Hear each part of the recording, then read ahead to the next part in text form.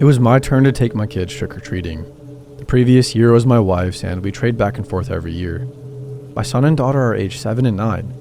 Usually I stay on the street while my kids go up to the different houses to collect candy. After about half an hour of walking around, we came to one of the more popular hotspots for candy collecting. A main street in the neighborhood. Lots of really cool decorations and animatronics on people's lawns. So I became a bit distracted and stopped watching my kids as closely. At one point, they came back from a house accompanied by another girl, about the same height as my daughter. She was wearing a weird homemade mask, like a cardboard cutout or something. My daughter asked me if she could trick-or-treat with us, so I said sure, and we carried on together as a group. I didn't know who this girl was, but I figured she was a friend from school. As we continued, I started to notice a large man trailing us. He was wearing some sort of angry cat mask. It was kind of creepy, to be honest. I thought that maybe he was the father of the girl, so I tried to start up some small chit-chat with him. I said something like, "Nice weather, huh?" But he didn't respond. He just stood there staring at me while our kids went up the stairs to the next house. I tried again, asking, "Hey, is that your daughter?" He nodded but didn't say a word. I figured he just wasn't in the mood for chatting, so I stopped trying. We carried on for about another 15 minutes until suddenly my kids came up to me and said they wanted to go home. This really surprised me as we hadn't been out for too long and their bags were only about a third full. In any case, I agreed, waved goodbye at the man in the cat mask and his daughter, and started on our way home. The weird thing is that when I glanced back, the man and his daughter were just standing there, staring at us. I checked one more time as we turned the corner, and they were still standing there, not having moved at all. At this point, I decided to ask my kids, "So, who was that girl?" My daughter looked up at me with a confused look on her face. "She's your friend," my daughter replied. I asked her what she meant. Apparently, the girl with the cardboard mask approached them and said she was a friend of mine. She told my daughter she was too shy to ask me if she could join us to trick-or-treat and wanted my daughter to ask me instead. I laughed at this story and replied to my daughter, "Why would you think she was my friend? I don't have any children friends."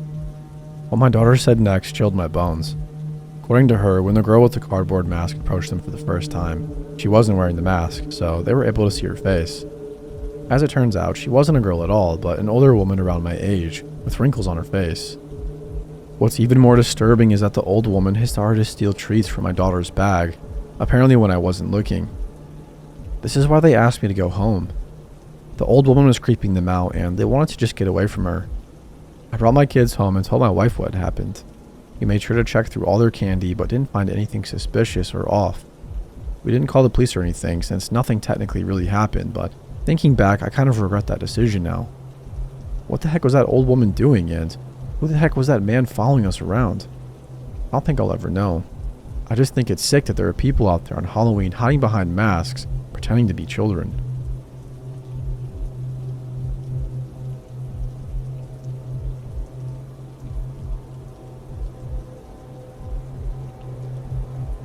Let me clarify. This happened during my college's Halloween celebration a few years ago and is the most terrifying experience of my life. One of my roommates, some friends and myself left to go to a party around dusk and were catcalled by a group of 3 drifters or homeless people. We thought nothing of it and went on our merry way. About 4 hours later, we're going back to our apartment to change shoes. High heels and messed up streets are hell when you've been drinking. When one of the drifters calls out to me, "Hey beautiful, how about a kiss?" Me being a little drunk and sassy, I reply, "No thanks, girls are more my type." To my shock and horror, he says, "Hey, my friend here likes the ladies." A homeless girl comes out of nowhere and proceeds to kiss me. My friend then picks me up and throws me over his shoulder. I proceed to flip the heck out of my apartment, shrug it off, and we venture back out. Well, I got separated from my group in the crowd and I see the 3 drifters again. I try not to show that I'm shitting bricks when they ask me where they can find a liquor store. I point them down the street to a Kroger and they say, "Okay, you can show us." I'm a small woman and they shoved me into their vehicle. I think naively at the time that they will literally let me out of the grocery store, except it's closed because it's after midnight. I plead for them to let me out of the car, but they keep saying, "The power does what it wants," and headed away from the safety of the campus area, onto the freeway and out of the state. For the next 4 hours, I visited 3 states with them while pleading for my life. I'll never forget how they kept saying, "The power does what it wants," and talking about how they're going to have fun with me. I kind of resigned myself to the fact that I was going to die, that I would never graduate college or see my family again. They pulled into a gas station and I slipped out of the vehicle to be grabbed again, but I screamed my head off for the clerk to help. That's when they talked about taking me to the cliff. I mentioned that my family is full of police officers and that they're probably already looking for me, how they're committing a federal crime, and that I won't press charges if they take me back to campus. I guess that's when the girl started to feel sorry for me because she started to say, "Guys, he's really scared. Maybe we should just drop her off somewhere. This doesn't have to get any worse." They took me back to the campus area, and as soon as the girl pulled me out of the car, a police officer called my name. The girl shoved me toward the cop and yelled, "The power does what it wants, and tonight I'll let you live." I've never been so happy to sit in a cruiser. They pursued them, but I don't know if they were ever caught. My roommate dropped out of college and joined the military, and I transferred to another school. So, ladies and gentlemen, please be careful walking at night. Always keep your cell phone with you if possible, and call the police if you see suspicious people near your apartment. I had a brush with death that day, and I'm just so grateful for the time I have now. This could have been written better, but it's still so hard to talk about.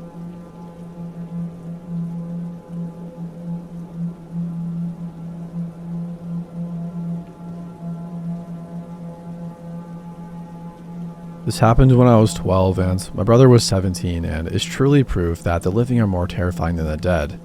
I think about this every Halloween. This is not a paranormal story. The community I grew up in was made mostly of Hispanic people, so the folklore of La Llorona was very popular in the area and especially around Halloween. For those of you who don't know, the myth is basically a story about a woman who married a rich man, had a perfect life, and then the man cheated on her. She was so distraught that she took her children to the river and drowned them. After she died herself, but she couldn't pass on to the afterlife without her children, the myth is that she roams the river looking for her kids. If she spots living children, she will grab them and drown them to take them to the afterlife with her. The story is meant to keep kids from playing in the river. Most of my friends that year were too cool and grown up to go trick-or-treating that year, and were planning on having a party instead. I was really disappointed and asked if my brother would take me trick-or-treating. He agreed, and we went while it was still light outside so I'd be able to make it to the party before the end of the night. Since we had gone too early, there weren't a lot of people ready to hand out candy, so after a disappointing trek, we started walking back home. On our way home, we passed by a park that had a river running next to it. On Halloween, older teens would usually wait at this park to try to see if they could spot La Llorona. Waiting to spot her at this particular park was a well-known town tradition that people had done for decades and that still continues to this day. However, there were no kids or teens there yet because it was still kind of early. But there were people in the park putting on a Llorona play. We decided to stop and watch it. There was not really much of an audience. It seems like it was just us and another few kids who were part of the group putting on the play, who were not in costumes and didn't even have trick-or-treating buckets with them. When we sat down, a woman approached us and asked if we were trick-or-treating. I told her we were, and she dropped a small comic book in my trick-or-treat bag and smiled. She seemed very kind and welcoming. The play started, and I got the weird feeling that something was off. The woman playing La Llorona pointed my brother and me out in the tiny audience and asked us what religion we are, to which my brother responded, "Roman Catholic." She then told us that La Llorona was also a Roman Catholic and was burning in hell for her sins and rejecting Jesus. She then told us that Halloween was an evil holiday and everybody who celebrated would burn forever. The play progressed to getting weirder and weirder and included a scene where La Llorona started talking about abortion and held up a fake fetus and pretended to eat it. My brother and I got up to leave, but the people stopped us and started yelling at us to sit down, but we kept going. They started following us down the street, and my brother grabbed my hand and started running because he was afraid they were going to harm us. We finally got to our street, and only about 3 people were still following us, yelling at us about how we were going to go to hell and we needed to accept Jesus. My brother and I went inside quickly, and he locked the front doors and then frantically ran around the house, making sure all doors and windows were locked, before he called our dad at his office. Our dad told us to call the police and that he'd be home in about 15 minutes. When my dad got home, the people were still outside chanting and singing some prayer song, asking God to save my brothers and my soul. My dad shooed them away and told them the police would be there any second. They were not deterred and stayed there chanting until the police showed up and threatened to arrest them. I was so freaked out by the events that I decided I didn't want to go to the party and instead Just wanted to organize my Halloween candy and put aside all the Snickers for my brother as a thank you for taking me trick-or-treating. Snickers were his favorite. My mom ordered pizza and we sat down to watch Halloween Town while I went through my trick-or-treat bag. I was halfway through sorting my candy when I came across the comic book that the lady had dropped in there. I opened it up and it truly horrified me. It was a propaganda comic about a little boy who went to a haunted house, ended up being hit by a car on the way home, and went to hell because he hadn't found Jesus. I was really scared, and for weeks as a child I had nightmares about the event and the comic book. Years later, I asked my mom if she remembered it, and she told me that she couldn't forget and that she and my father had called the police over it several times. Apparently, for years, the group would leave envelopes with my and my brother's names written on them with different weird, creepy comic books and handwritten notes about how they were praying for us. Also invitations to join them in their church and weird promises about baking us cakes and other creepy ways to entice our child selves into their church. To this day, we can't figure out how they knew our names or who wrote the letters. It really creeps me out that they did this.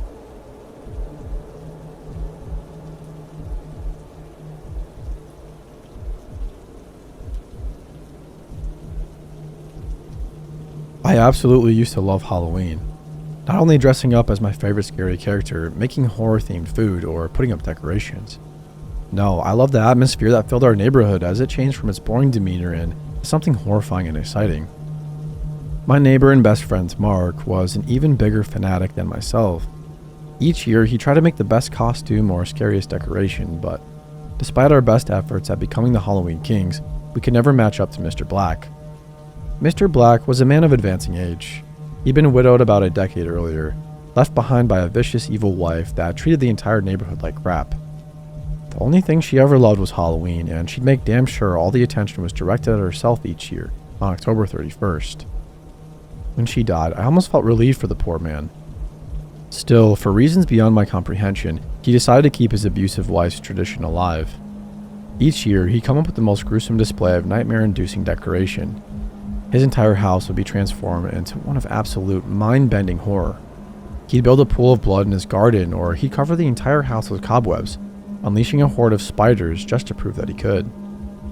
It was as beautiful as it was disgusting. How he constantly managed to outdo himself brought great joy to the rest of the neighborhood. Unfortunately, Mark couldn't stand it. He's a damn attention seeker. Always has to be in the spotlight. Every Halloween, he said. For years, Mark had tried to outdo Mr. Black. He'd spent thousands of dollars in preparation, planning for months ahead of time, only to be blown out of the water by Mr. Black. What was even weirder was that each time it would only take Mr. Black a day to set everything up, which enraged Mark beyond anything else in life. In 2017, Mark even resorted to renting animatronics that resembled crawling corpses. He littered his yard with the things, letting them scream and pull themselves around. He was so confident that year.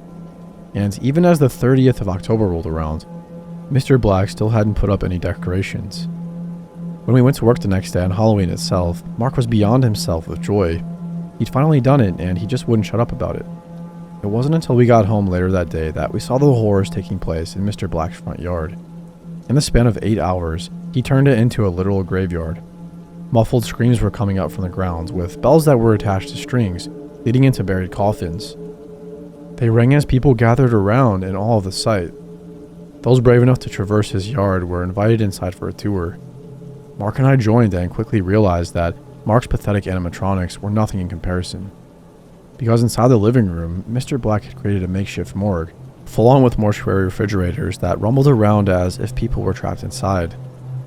Mark was pissed, to say the least. He couldn't believe it, and to be fair, neither could I. He swore then that he'd figured out how the heck Mr. Black managed to pull off these incredible feats, each and every year, at such an advancing age and without any help. How does he do it? Have you ever seen any trucks or workmen outside his house? Mark asked.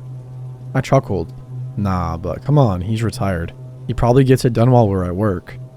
Still, Mark didn't believe it. That guy's up to something. Next year, I'm going to stay at home and figure it out.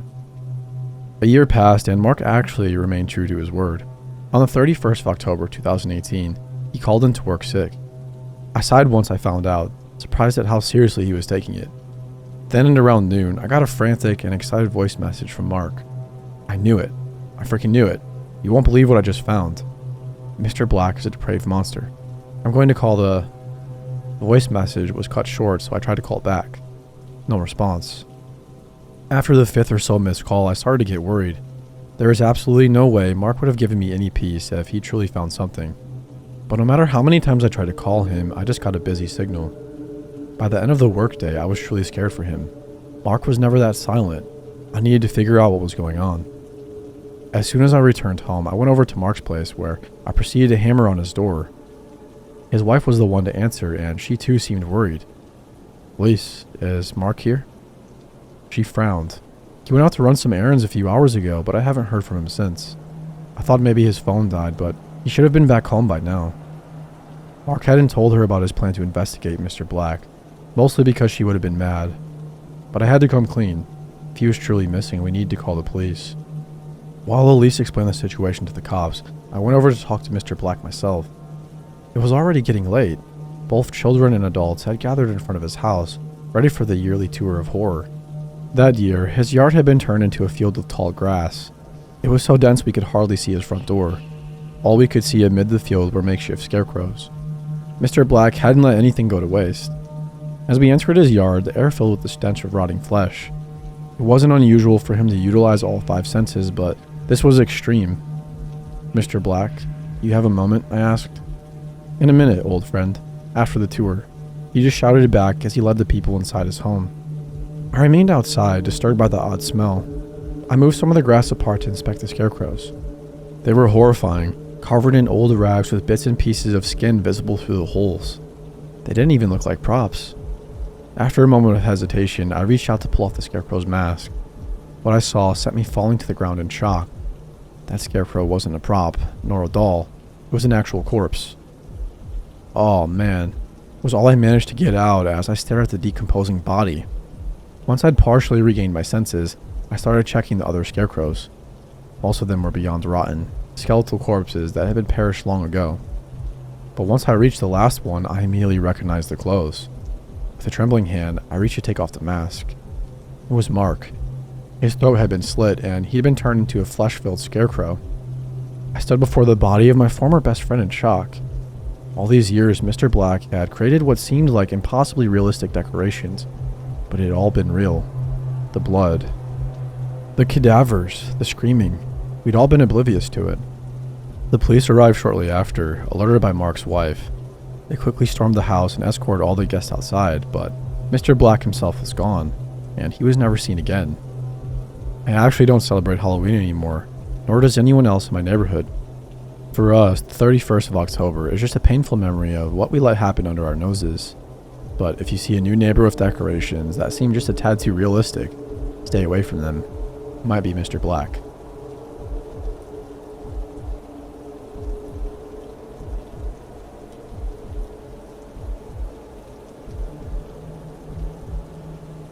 This is the perspective of my story told by me and in part by a friend.